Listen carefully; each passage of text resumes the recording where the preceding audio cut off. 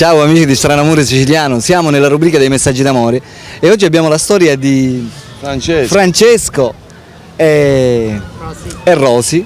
Francesco e Rosy vogliono dichiarare il loro amore per via televisiva, ma conosciamo Francesco. Ciao Francesco. Ciao. Quanti anni c'hai? 39. E tu Rosy? 38.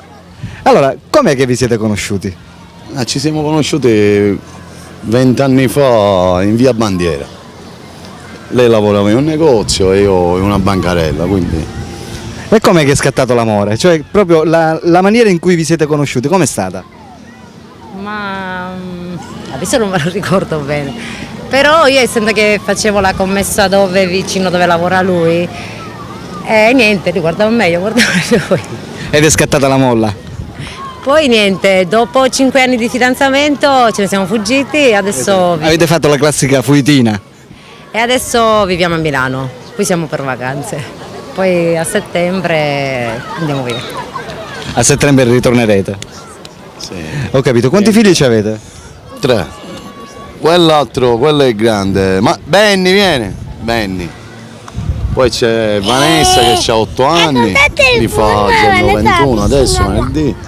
E lui Marco che in agosto fa 5 anni. Marco è il piccolo di tutti. E lui è il grande, E Benny. lui è il grande, Benny. Ciao Benny. Ciao. E dimmi un po', diciamo in tutti questi anni di matrimonio, tra gli alti e i bassi, avete avuto mai un litigio grande con tua moglie? Qualcuno sì, ma però poi... Siete finiti per fare sempre... No, stupido, va, no. Esatto. Avete fatto sempre la pace, diciamo. Sì, l'amore vince. Secondo voi che cosa è importante in un rapporto sentimentale?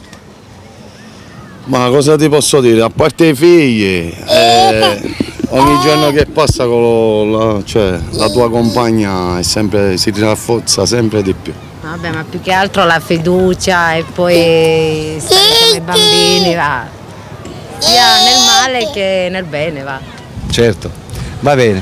Bene amici, abbiamo conosciuto una stupenda coppia ciao. sposata da 20 anni, pensate. Bene, ora tutto il mondo sa che voi vi amate. Ciao da Alberto, ciao da... Francesco. e ciao da... Rosy? Ok, ciao amici, a dopo. Ciao, ciao.